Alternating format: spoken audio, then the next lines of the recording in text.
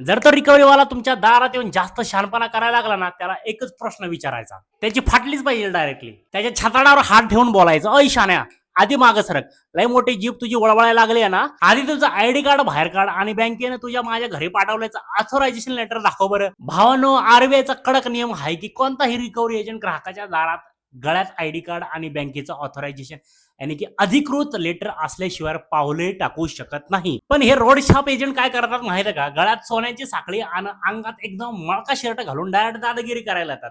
त्याला साफ सांगायचं, जर तुझ्याकडे बँकेचं पत्र आणि आयडी कार्ड नसेल ना, तर तो बँकेचा माणूस नाही. तू सरळ सरळ माझ्या दारात खंडणी वसूल करायला आलेला गुंड आहे, गुंड.